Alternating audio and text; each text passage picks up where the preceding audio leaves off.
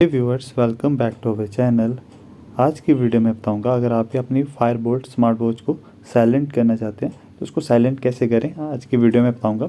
तो कुछ प्रोसीजर है उसके लिए, उसको फॉलो करना है जिससे आपकी ये प्रॉब्लम सॉल्व हो जाएगी। दरअसल मुझे भी सेम प्रॉब्लम आ रही थी। मेरी जो फायरबोल्ट की स्मार्ट वॉच थी उसको आवाज़ बहुत आ रही थी इनकमिंग कॉल की, तो मैंने उसको कैसे सॉल्व किया वो बताऊँगा। तो वीडियो को लाइक करें और हमारे चैनल को सब्सक्राइब करें। तो चलिए शुरू करते हैं इस वीडियो को। तो इस प्रॉब्लम को सॉल्व करने के लिए सबसे पहले तो हमें अपने डिवाइस की जो सेटिंग है उसको ओपन कर लेना है और यहाँ पे हमें एक ऑप्शन दिखेगा ब्लूटूथ का। तो ब्लूटूथ से हम कनेक्ट करते हैं अपनी वॉच को। तो फॉर एग्जांपल यहाँ से मैंने अपनी वॉच को कनेक्ट किया है। मैंने फ़िलहाल तो अपने ईयरबड कनेक्ट किया, पर मैं एग्जाम्पल के लिए बता रहा हूँ। तो यहाँ से आपको क्या करना है, जो कनेक्ट किया है उसकी सेटिंग पर जाना है।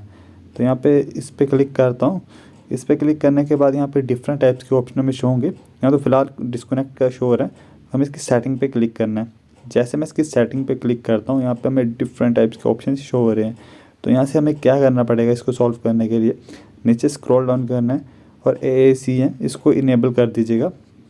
इसको इनेबल करने के बाद यहाँ से क्या करना है, हमें यहाँ से एक और ऑप्शन है एब्सोल्यूट वॉल्यूम। तो ये फीचर बहुत ही ज़्यादा इम्पोर्टेंट है।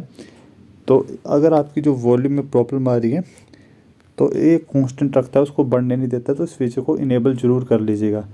इसके बाद जो जो ऑडियो है फ़ोन कॉल्स की, यहाँ से हमें ऑफ़ कर देनी है, क्योंकि जब भी हम अपने वॉच से कॉल आ रही है उसके बाद हमें प्रॉब्लम कर रही है, तो हमें यहाँ से फ़ोन कॉल्स की वॉच को साइलेंट कर लेना है, क्योंकि फिर जो हमारी रिंगटोन प्रॉब्लम है वो सॉल्व हो जाएगी। और जब आप उसको इनेबल करना चाहते हैं तो यहाँ से उसको इनेबल कर लीजिएगा। तो मैंने भी यहाँ से अपनी जो वॉच की जो साउंड है उसको ऑफ़ कर देता हूँ और जब ज़रूरत होती है तो उसको इनेबल कर देता हूँ। तो आप इस तरीके से इसको मैनेज कर सकते हैं। ये सब करने के बाद आपको फिर से कनेक्ट कर लेना है और जो भी प्रॉब्लम आ रही है तो बिल्कुल सॉल्व कर लेना है।